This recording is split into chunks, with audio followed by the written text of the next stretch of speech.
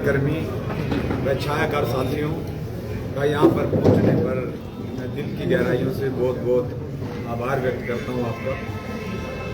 मित्रों, जैसा कि आपको मालूम है, चुनाव आयोग द्वारा चुनाव की घोषणा के बाद प्रमुख राष्ट्रीय दलों के टिकट आवंटन के बाद हम लगभग 2 ही प्रत्याशी जो मेन चुनाव प्रचार के लिए आए और उसमें हमें चुनाव प्रचार के लिए 10 से 12 दिन का समय मिला है। इतने कम समय में ना तो मैं या हमारी जो प्रतिद्वंदी हैं, हमारी भाभी जी रेणुबाला जी, उनके पास इतना समय था कि हम पर्याप्त समय हमें नहीं मिला चुनाव प्रचार करने के लिए। ये संभव नहीं था कि इतने कम समय के अंदर हम जितना भी चुनावी क्षेत्र है, सारे चुनावी क्षेत्र के अंदर हम पहुंच पाते। तमाम कोशिशों के बाद भी बेहद मुश्किल से हम सारे एरिया में नहीं पहुंच पाए हैं। फिर भी हमने अपनी पूरी ताकत लगाई है अपनी बात को कहने में, जनता के बीच रखने की पूरी और कोशिश की है कि हम अपनी बात को कह सकें।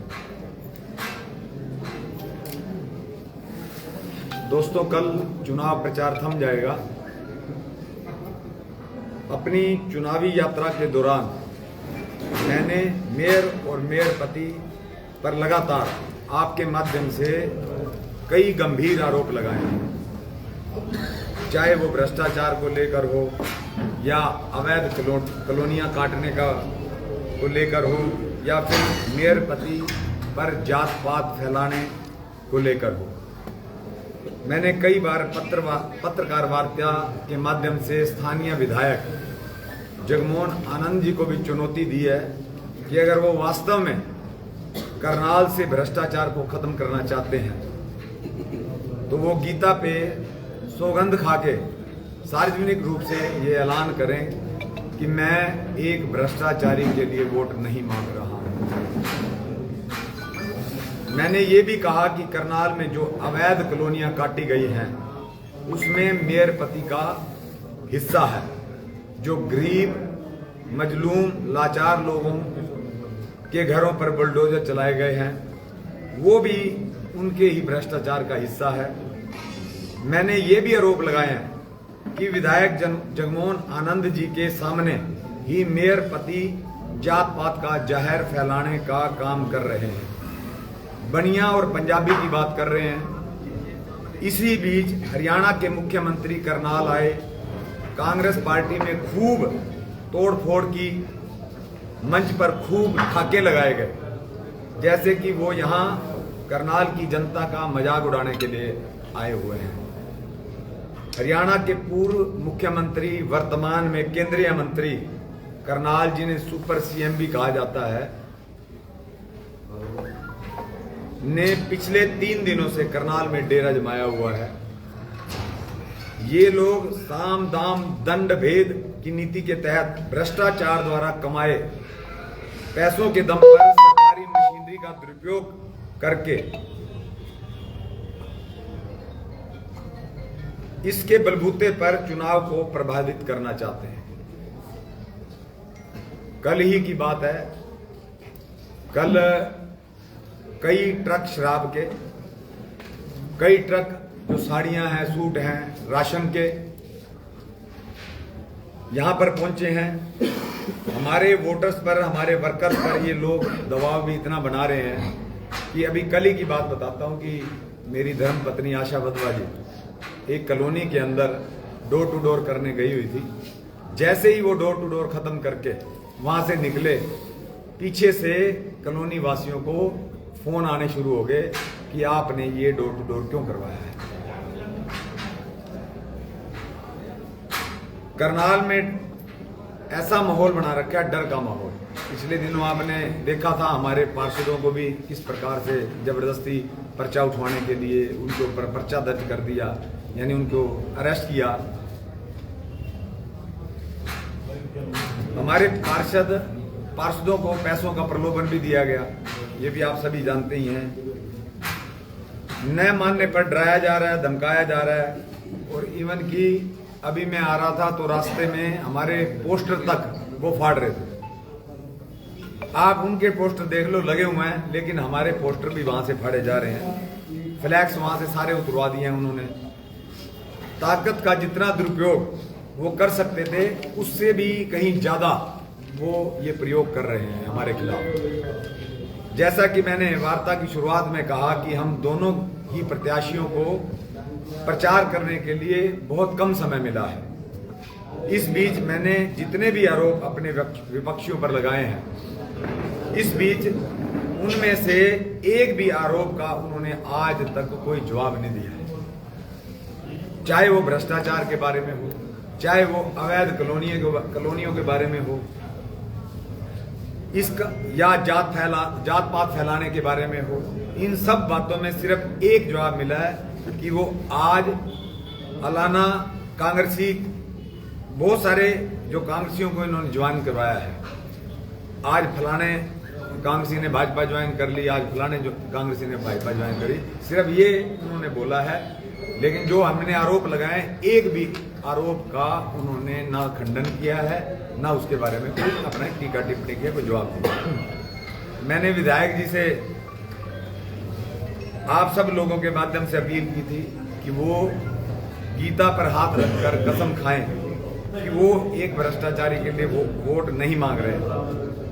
मैंने विधायक जी से सवाल भी किया था कि आपके सामने मेयर पति ने बढ़िया पंजाबी की जात पात की बात करके ऐसा खेल खेलने जा रहे हैं कि मतलब इतनी हद कर दिया बेशर्मी की, लेकिन उसके बावजूद भी उनको कोई भी इस चीज के ऊपर कोई असर नहीं। मेरे द्वारा लगाए गए आरोपों का इन लोगों ने ना ही खंडन किया है, ना ही स्वीकार किया है। यानी कहीं ना कहीं ये लोग मान चुके हैं कि मेयर और उसके पति ने भ्रष्टाचार किया है, बढ़िया पंजाबी की बात कर जात पात का जहर लोगों के बीच में घोलने का काम किया है। आपके माध्यम से मैं भाजपा के मेयर प्रत्याशी ब्रिज गुप्ता को निमंत्रण के साथ ओपन चैलेंज करना चाहता हूं कि वो आए और हम दोनों ओपन मंच पर के माध्यम से करनाल की जनता के बीच में, करनाल की जनता की अदालत में सभी पत्रकार बंधुओं के बीच एक ओपन डिबेट करते हैं। कल चुनाव प्रचार का अंतिम दिन है। मैं आपको आमंत्रण देता हूं, चैलेंज करता हूं कि आप कल यानी दिनांक 28/2/2025, दिन शुक्रवार, स्थान है 12 सेक्टर, पार्किंग, समय दोपहर 2 बजे। आप वहां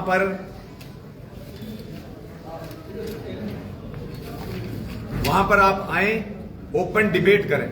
करनाल की जनता और मैं खुले मंच पर आपका इंतजार करूंगा, क्योंकि आपको और मुझे करनाल की देवतुल्य जनता के समक्ष अपने अपने एजेंडे बताने का बेहद कम समय मिला है और न आपने मेरे किसी आरोप का जवाब दिया है, न ही खंडन किया है। इसलिए करनाल की जनता के बीच में एक ओपन डिबेट के जरिए हम दोनों ही अपना अपना पक्ष रख सकें, जिसमें करनाल की जनता के सवाल होंगे और हमारे जवाब होंगे, ताकि आप जनता अपना पक्ष जनता के समक्ष रख सकें और मैं अपना पक्ष रख सकूं। मैं जानता हूं कि आप हिम्मत नहीं जुटा पाएंगे, क्योंकि आपके चेहरे पर भ्रष्टाचार के बदनुमा दाग लगे हैं। फिर भी मैं आपको एक मौका देना चाहता हूं, आपके माध्यम से उनको ये चैलेंज है, आप आए और मेरे व करनाल की जनता के सवालों का जवाब दें। आपके पास बहुत बड़ा मौका है कि आप अपना पक्ष निर्भीकता के साथ रखें और लगाए गए आरोपों का जवाब दें। इससे आपकी छवि जो दागदार हो चुकी है, उसे ठीक करने का कम से कम थोड़ा मौका जरूर मिल जाएगा। वधवा जी, आपने काफी बड़े आरोप लगाए, शराब के ट्रक उतरे हैं, कपड़े राशन के ट्रक उतरे हैं। आपके किसी कांग्रेस के नेता ने, आपने चुनाव आयोग को शिकायत दी है इसकी? चुनाव आयोग को शिकायतें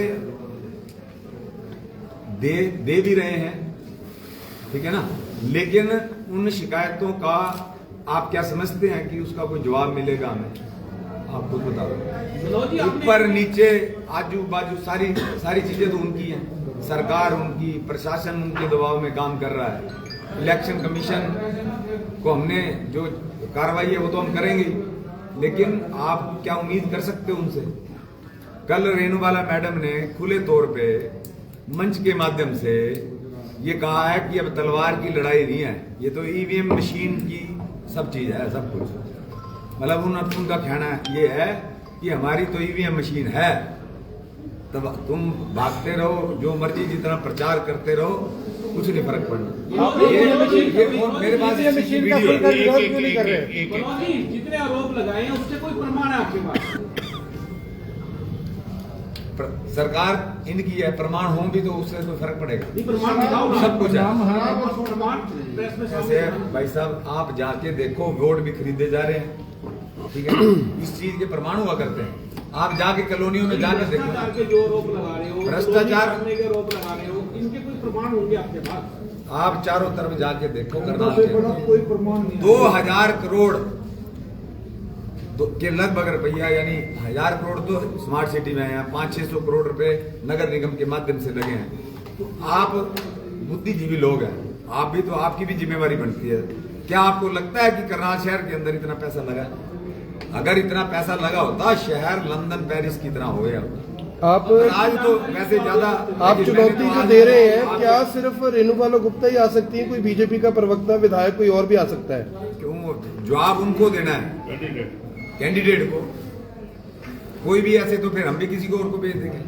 मनोज जी, अब जवाब उनको देना है, प्रवक्ता किस बात का जवाब देगा? ये जो मेयर घोटाले उन्होंने किए हैं, आरोप उनके ऊपर है, किसी प्रवक्ता के ऊपर तो आरोप नहीं है ना। मनोज जी, आज चैलेंज कर रहे हैं आप। कुछ महीने पहले उन्हीं के साथ बैठे थे, तो उस टाइम आपको दिख नहीं रहा था कि भ्रष्टाचार हो रहा है?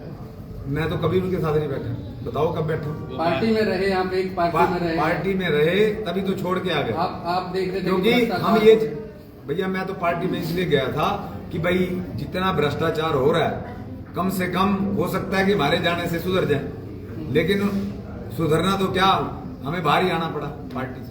जिस प्रकार की उन्होंने दबाव, जिस तरह से अपने आत्मसम्मान को बेच के तो नहीं वहां पार्टी में रह सकते थे।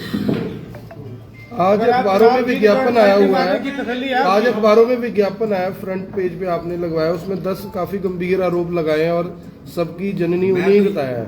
सबकी जननी है ही मैं तो आपके सामने कह रहा हूँ कि ओपन मंच है, कल 2 बजे 12 सेक्टर पार्किंग में आए, हमारे जो हमने आरोप लगाए हैं उनका जवाब दें। ये ओपन चैलेंज इसलिए तो किया है, करनाल की जनता के समक्ष वो नहीं टिक सकते, ना वो जवाब दे सकते हैं, क्योंकि कहीं ना कहीं गोलमाल किया हुआ है कुछ, तभी तो। अगर आप चुनाव जीत गए, उसके बाद आपने दबाव डाला, क्या फिर पलटी मारेंगे क्या? भैया दबाव तो आपको पता नहीं है कितना दबाव डाला है। ईडी की रेडें तो डलवा दी, मैं तो पहले ही आदमी हूँ जिसने ईडी की रेड के बाद बीजेपी छोड़ी है, नहीं तो लोग तो बीजेपी ज्वाइन करते हैं। लोगों से कुछ कहना चाहेंगे लास्ट में? कल लास्ट डे है चुनाव प्रचार का। बिल्कुल, लोगों से ये मेरे हाथ जोड़ के ये अपील है कि भाई जो ये पैसे का, शराब का, ये जो आपको लालच दे रहे हैं, भाई इनका ले लेना कोई दिक्कत नहीं है, क्योंकि ये जो पैसा है ये आपके खून पसीने की कमाई है, जो इन्होंने भ्रष्टाचार के माध्यम से लूटा है।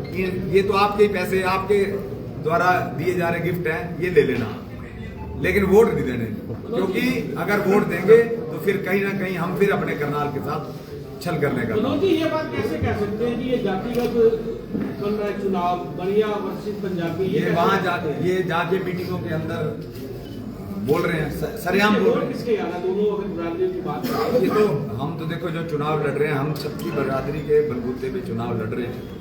हमने ना तो पहले कभी जात पात की बात करी, ना कभी करेंगे, क्योंकि ये देश सबका है, करनाल सबका है, सब सम्माननीय है, सभी जातियां, और सबका वोट का अधिकार है।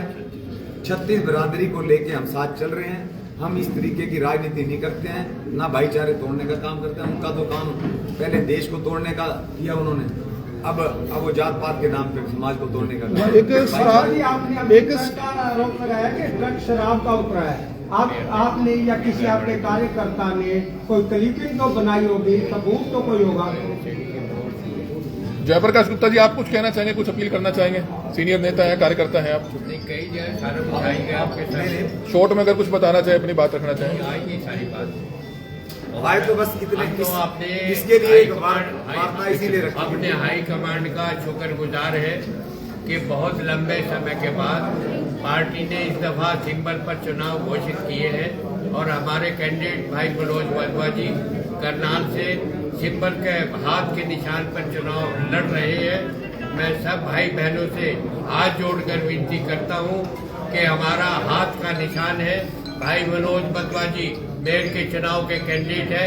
सब भाई भारी बहुमत से भाई मनोज वधवा जी को जिताकर विजयी बनाए। सभी पत्रकार का बहुत बहुत धन्यवाद। Thank you so much. ठीक है जी।